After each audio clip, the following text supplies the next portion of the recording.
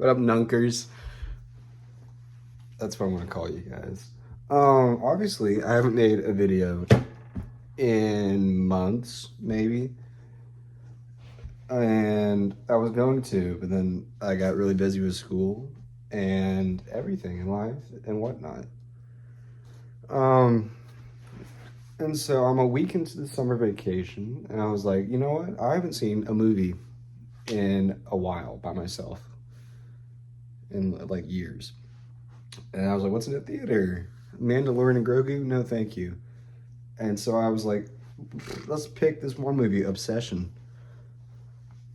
And I loved the movie a lot. I loved it. And it inspired me almost to come out here and make a review video. I've never made a review video. I've never even talked about my feelings about movies on the internet before, besides Letterboxd. But you're not going to get my Letterboxd account yet. So I'm just going to rant about the movie because I can't stop thinking about it. So, first things first, Letterboxd review, I gave it a 5 out of 5 stars. I think it was incredibly well shot. The visuals were beautiful. Not beautiful, but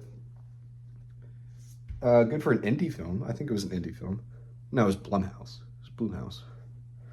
Still, I mean, the YouTuber pipe storyline, that was pretty cool. I saw that before the movie. I went in completely unspoiled, other than the fact that she becomes obsessed when he does this, which is 2 movies that involve a stick, now that I think about it, that you crack like that. I'm thinking about Weapons, with the old Gladys lady, she did that, whatever. Spoilers ahead, because I can't talk about a movie when I'm hyped up a little bit like this, unless I just talk about it. So here we go. 5 stars. My biggest peeve is that the messed up Genie Wish system wasn't that messed up. And I think it was actually kind of forgiving. Because when he was like, before when he was making his wish, if I could rewatch the movie, I could for this one scene. I don't know if he said a last name, but there's no way that there's only one Nikki, whatever her last name was, in the entire world when he made that wish. And maybe it was just like the wish giver dude on the phone who worked customer that guy was funny. Who worked customer service.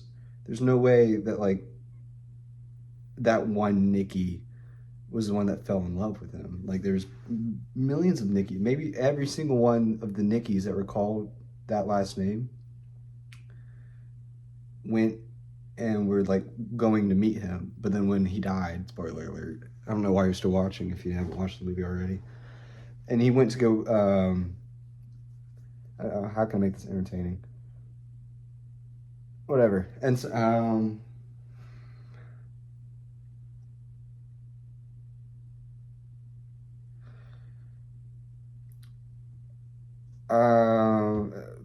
what was I saying? Right, there's no way there's only one Nikki in the world with that same last name. I like the cat. No, sorry, I did not like the cat dying in the first scene. Very sad, but it was a really cool foreshadow moment into the end. Let's see. In the theater, I sat in the back, the way back, and I was right next to the speaker. So I was doing this throughout the whole movie. So if anyone in the movie theater saw me doing this, I wasn't scared. I was just really overstimulated with the noise. Why did I like it so much? It was scary. It was really scary. I haven't watched a movie like that was that scary in a minute. Since maybe The Witch. And even The Witch wasn't that scary. It was just really suspenseful. But like when Bear was in the car with the girl that he was co-workers with, the other one, not Nikki, and they were just sitting in the car talking, I'm like, obviously she's gonna come up eventually and like kill her. Like I thought she was gonna get shot. But it was so like brutal, that the killing scene. I wish there was, I don't wish death upon people, but I wish there was more scenes like that where, like, there was 2 deaths in the movie, I think. 2. They could have done a little more. 3, the cat. 4, bear died. Bear down. Bear with me, guys. We're halfway there. I need to get to 10 minutes for YouTube revenue. Anyways, I was going through the Letterboxd review, and like a lot of people were saying incest. That made no sense to me. There was no incest in the movie. Like, incest flick. I wish I could pull up the comment. People were talking about it. And then they're also like, obviously Bear was the bad guy in this movie with a rapist fantasy. Like, what are we talking about? That guy, he seemed nice. Like, I'm not super good at reading people, but the dude's cat died and he didn't want to go out to the bar. And he was like, I don't want to go out to the bar. And then Nikki was like, but I want you to come out to the bar. And so they went out and they like had a normal conversation. And then going home before he made the wish, he went out and he wanted to go buy a crystal necklace. That was very nice of him. I thought he was a nice guy. I don't think he was a super messed up, crazed lunatic like some people were saying.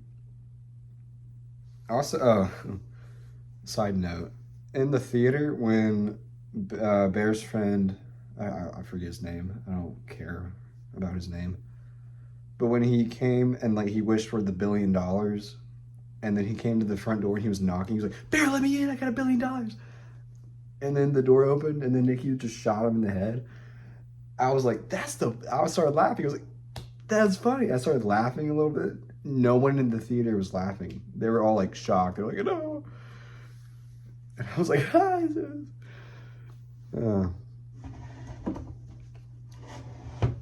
Cinematography was cool. I don't know what the word mise en scene means.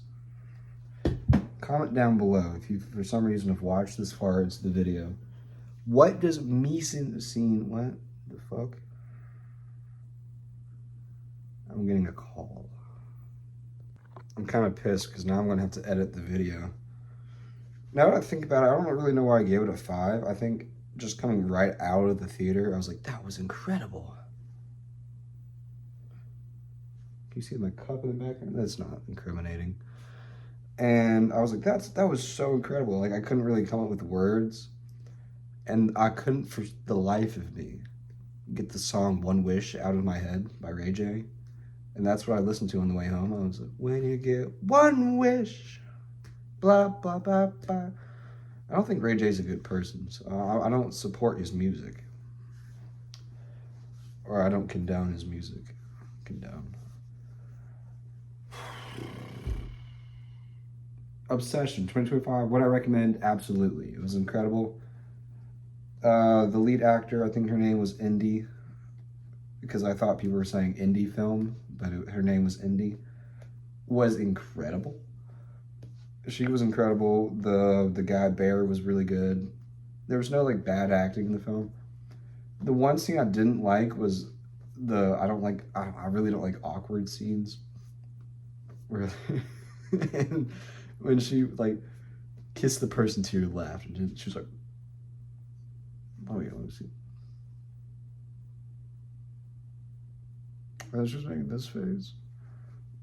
And then everyone in the theater was like, anyways, the director, great story with YouTube. I don't really have anything else to say. 5 stars. No, I think I would give it a 4.5 stars. Because I don't know. It was very good. It was very, very good.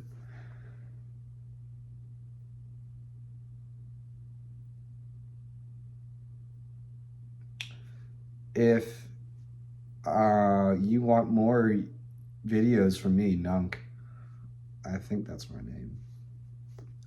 please comment down below what movies should I review next. And this was just a one-off thing. I will try to make YouTube videos. I know no one cares, but eventually someone might. And I might just change a life. Your life. Or my own life.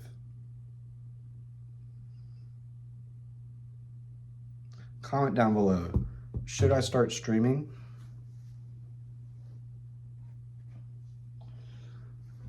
Or should I stay a nobody?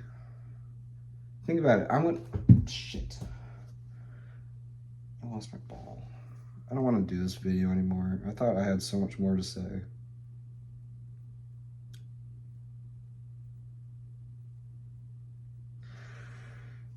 Alright, everyone. It's been 3 minutes, and I think I hit 10-minute mark. So please, like this video. It would inspire me to do more videos, obviously. And let me know if you want me to do The Mandalorian and Grogu. I don't want to watch that movie, so give me some reason to. And yeah, baby, thank you. Thank you so much for watching.